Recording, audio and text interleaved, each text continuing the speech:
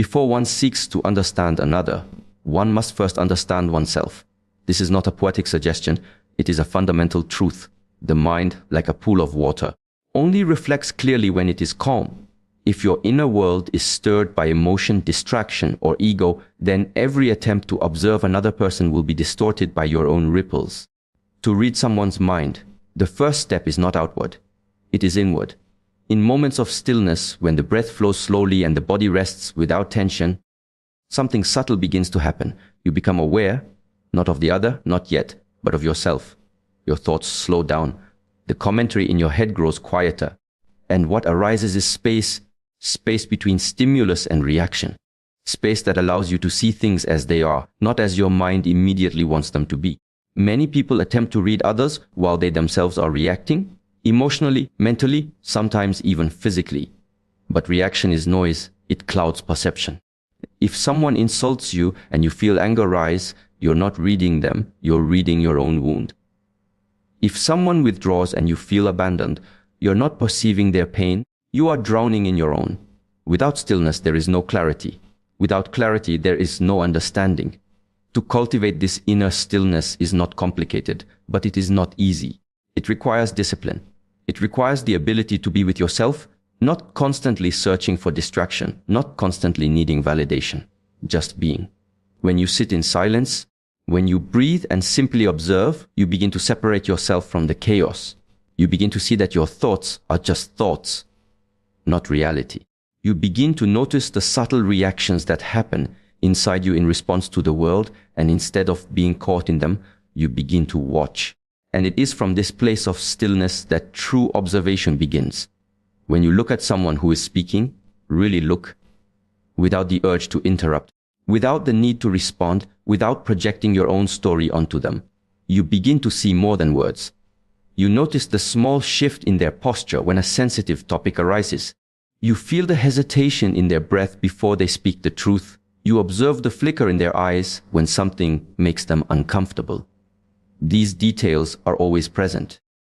But you can only see them when your mind is not busy searching for meaning or planning your reply. Stillness allows you to absorb information from the environment like a clear lake absorbs the reflection of the moon. Nothing forced, nothing strained, just presence.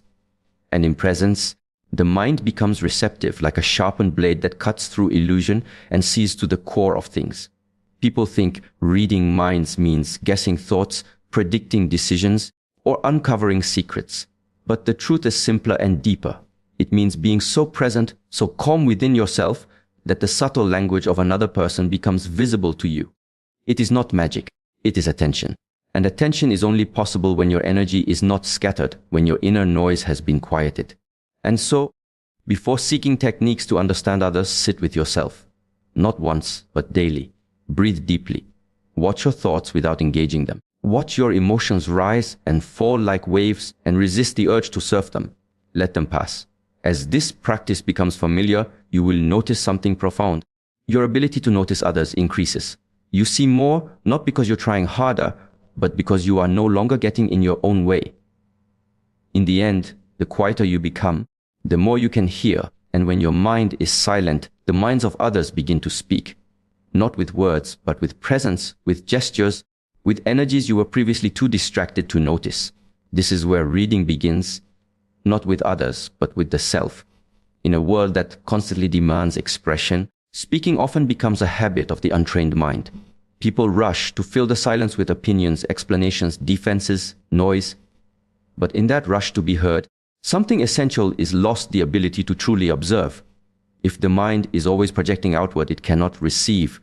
If the mouth is always moving, the eyes and ears lose their sharpness. To understand others, to even come close to reading their minds, one must cultivate the art of observing more and speaking less. When you walk into a room, do you feel the atmosphere before you announce yourself? Can you sense tension in the air without anyone saying a word? Can you notice a flicker in someone's eye before they speak? These signs are always there, but most people miss them, not because they are invisible, but because they are subtle. The untrained eye is blind to subtleties, and the distracted mind overlooks the obvious. Observation begins where speech ends. In silence, your awareness expands. you begin to see details that are normally buried beneath distraction. The tremor in someone's fingers, the tightness around their smile, the way their shoulders subtly shrink when they feel insecure. Words may hide the truth, but the body never lies. And to read a person's mind, it is often not the mouth you need to pay attention to, but everything else. When someone is speaking to you, pause. Not just externally, but internally. Don't prepare your reply. Don't try to fix, to solve, to advise. Just observe. Let your attention rest on their face, their tone, their breath. Let your senses gather the information without the interference of your judgment. Most people don't listen to understand, they listen to respond. If you can drop that habit, even for a moment, you begin to see what lies beneath their words. This is not a game of guessing. It is not about analyzing every movement like a detective. It is about presence. If you are fully present with someone, they will show you who they are. Not because they choose to, but because they cannot help it. Presence draws truth out of people. But presence can only be maintained in stillness, and stillness cannot coexist with constant speech. There is a power in simply watching. It teaches you patience. It teaches you humility. You begin to realize that people reveal themselves in layers, and those layers unfold in their own time. If you push, you get performance. If you wait, you get essence. But waiting requires restraint. It requires you to trust that what you need to know will come, not through interrogation, but through observation. And slowly, you begin to notice the language that exists beyond words. A person may say they are fine, but the way they avert their gaze says otherwise. They may say they agree, but the tightening of their jaw speaks a different truth. They may laugh, but their eyes carry sadness. These contradictions are not deceptions. They are glimpses into the real mind, the one that hasn't yet learned to hide behind practiced phrases. In many conversations, you will find that the most important things are not said aloud. They are hinted, they are implied, they are masked. To perceive them requires an alert mind that is not clouded by assumptions or distracted by its own desire to speak. That is why the discipline of saying less is not about being passive. It is about being wise. It is a way of gathering what others miss. Some people will speak endlessly and still reveal nothing. Others will remain quiet and yet say everything through how they carry themselves. To read minds, you must learn to read silence, to read tension, to read avoidance, to read the tiny inconsistencies between word and gesture. That is the language of truth. So when you sit with someone, be there fully. Observe how they move, when they hesitate, when they light up, when they retreat. Watch how they speak to others when they don't know you are watching. Observe how they respond to pressure, how they handle praise. All of these are windows into their inner world. Speak only when your words add something essential. Until then, observe. Because in the silence, people tell their stories, not with their voice, but with their being. And only the quiet mind has the sensitivity to hear it. Listening is often mistaken as a function of the ears. But to truly listen, to listen in a way that allows you to sense what a person is not saying, requires something deeper. Before, like, the ears hear sounds, but the heart and the body hear what lies beneath them. If you want to understand someone, if you wish to glimpse the workings of their mind, you must learn to listen beyond words. Words are shaped by culture, habit, defense mechanisms. People speak from filters. What they want you to hear, what they think they should say, what they believe will protect them. But the truth of their mind is not always in the words themselves. It is in how those words are spoken. It is in the pause between sentences. Before, like, in the tremble just before they respond, in the way their breath shortens when a certain subject arises. When you listen only to what is said, you catch the surface. When you listen to everything around the words, you catch the truth.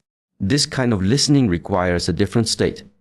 You are not waiting to talk. You are not comparing what they say to your own experience. You are not judging, fixing, advising. You are simply present as if your whole body were an ear. It's a different quality of attention.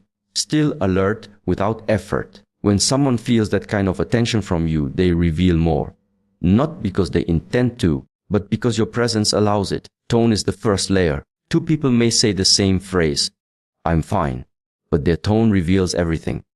One may sound sharp, defensive, the other hollow and resigned. In both cases, the words are the same, but the inner experience is not. When you attune your listening to tone, You begin to hear emotion underneath language, anxiety disguised as politeness, irritation masked by a smile, uncertainty wrapped in confidence. Then there is rhythm. How someone speaks, how fast, how slow, how uneven. A fast, scattered rhythm might suggest nervousness. Long pauses may signal inner conflict. When a person talks about something painful, notice how their pace changes. When they speak of something joyful, their breath expands. These are not accidents. The body speaks when the mind hides. There is also volume. Some people speak louder not because they are confident, but because they fear not being heard. Others speak softly not from humility, but from the belief that they don't deserve space. Again, words are easy to control, but the body betrays what the mind protects. And then, most important of all, there is silence. What is not said often carries more weight than what is. A person may avoid a topic repeatedly. That avoidance is a message. They may leave something out every time they tell a story. That gap is a clue. To notice this, you must be deeply present, not scanning for flaws or missing pieces, but simply attuned. Before like feeling a change in the wind, you sense the shift without needing to name it. Sometimes the truth comes through the eyes, not the voice. When the words say one thing, but the gaze drifts away or hardens, take note. The body and face are constantly broadcasting. You only need to be still enough, quiet enough to receive. This kind of listening is a practice. It deepens with time. At first, you may only catch moments. A hesitation here, a sigh there. But as your awareness sharpens, before you begin to see the whole conversation unfold not just in words, but in gesture, expression, breath, energy. And you begin to realize that most people are always telling the truth, just not with their words. To listen beyond words, you must also listen to your own response.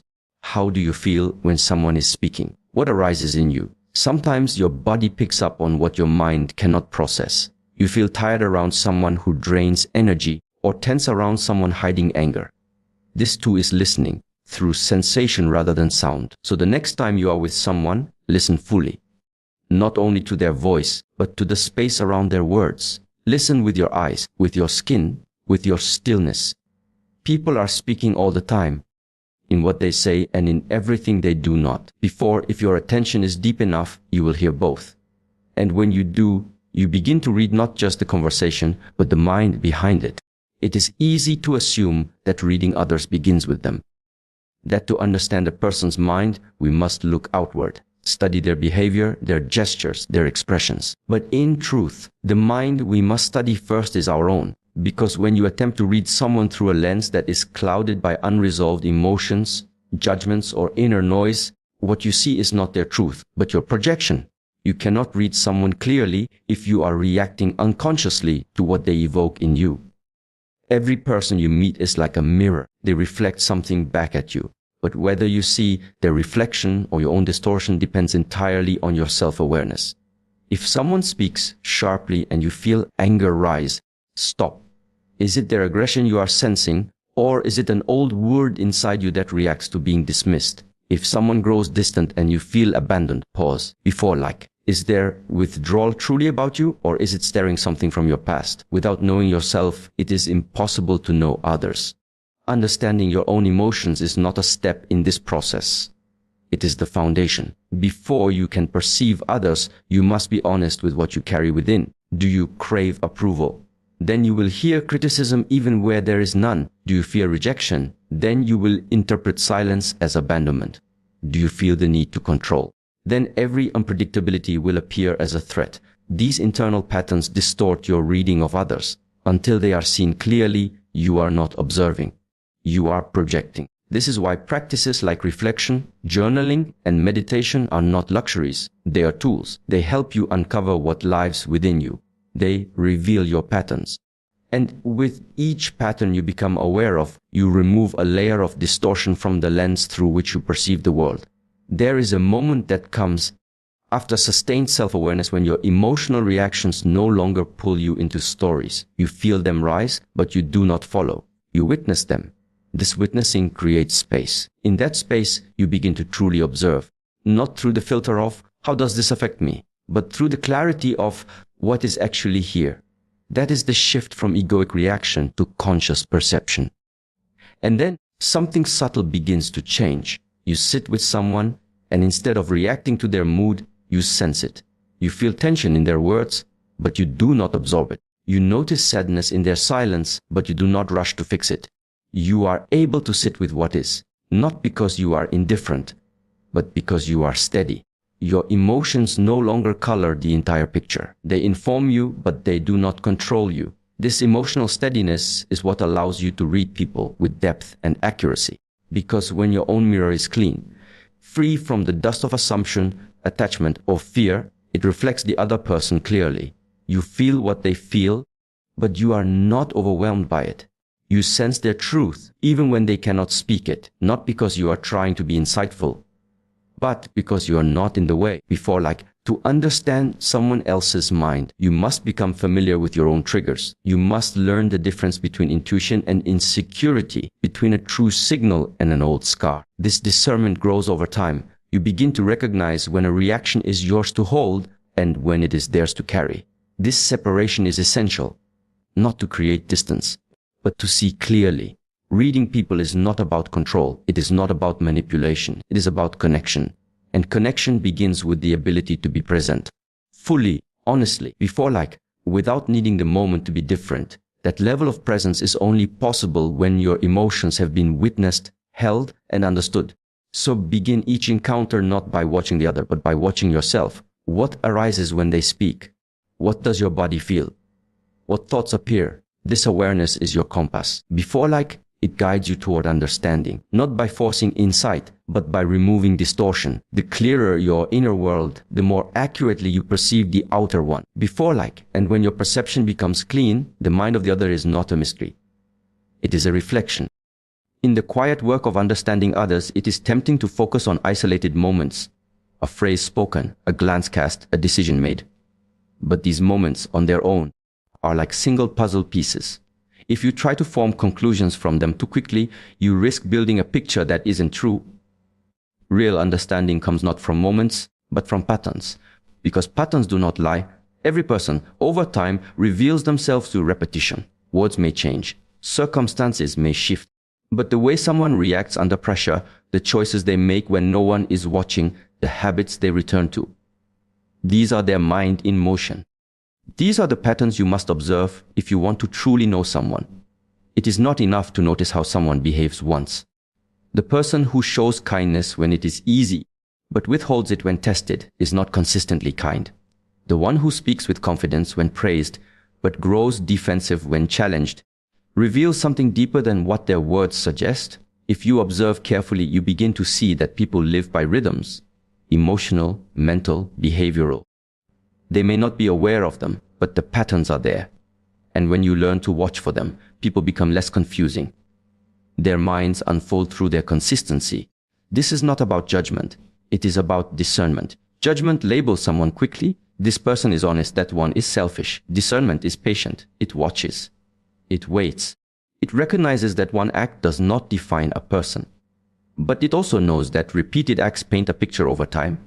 The one who always finds blame outside themselves, even in different situations, that's a pattern. The one who always avoids discomfort, even with different people, that too is a pattern. Patterns tell you where the mind is rooted. There is a certain clarity that arises when you stop getting caught in every word someone says and begin paying attention to what they do, not once, but over time.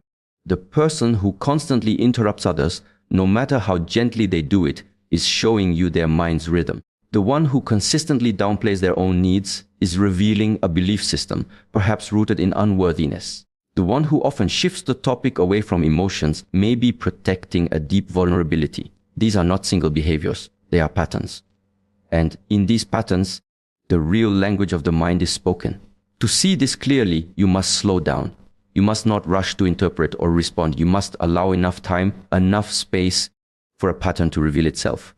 One gesture may be misleading, a second coincidental, but the third, the fourth, the fifth, they form a shape. The way someone approaches conflict again and again, avoidance, aggression, withdrawal, silence, shows you what they fear, what they protect, what they believe about connection. Words may mislead, but patterns are honest. And yet, this watching must be soft. If you observe others with a mind that seeks only to confirm its suspicions, you will find what you want, not what is true. The eye that reads clearly must be calm without agenda. It watches not to accuse but to understand. That is the difference between manipulation and wisdom.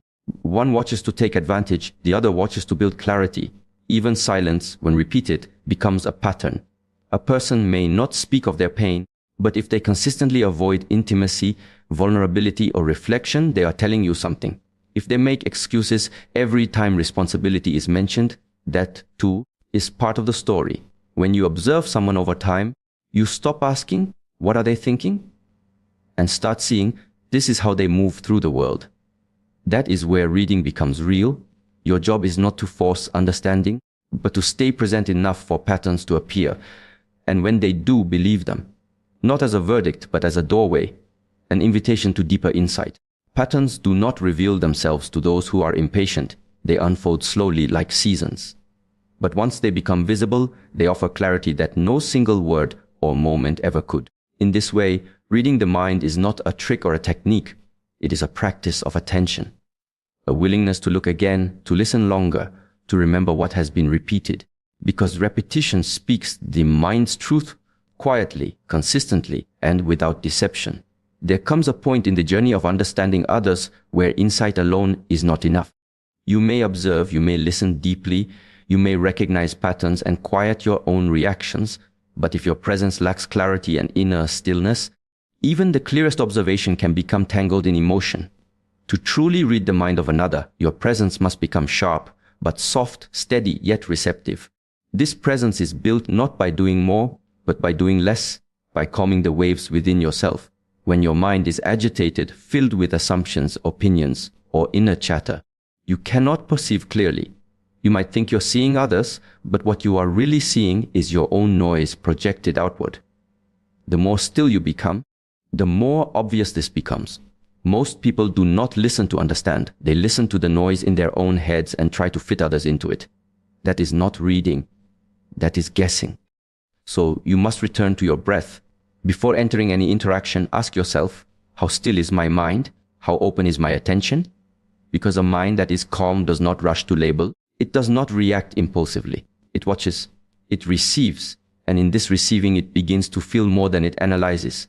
You can sense a shift in someone's tone, a subtle tension in their words, a drop in their energy, not because you're trying to analyze them, but because you are quiet enough to feel it. This quiet is powerful. It doesn't seek to control the other person. It doesn't seek to impress or to be seen as wise. It simply allows space, and in that space, people show themselves. When you are calm and grounded, people feel it. They relax, they trust. They may not even know why, but something in your presence feels safe. That safety draws out honesty, not always in words, but in energy, in body language, in expression. And the less you speak, the more they unfold. But this calmness must be cultivated. It does not come by accident. It is trained through silence, through practice, through watching your own mind when it rushes, when it clings, when it wants something. When you begin to see those inner movements for what they are, you stop being controlled by them. You become less reactive. You begin to listen without defense. And from that place, your presence starts to carry weight, not heavy, but stable. The kind of presence that people feel, even if you say nothing. Reading someone's mind is not about predicting their next move or peering into their secrets. It is about understanding where they are inside, emotionally, mentally, energetically. And to do that, your own inner field must be quiet enough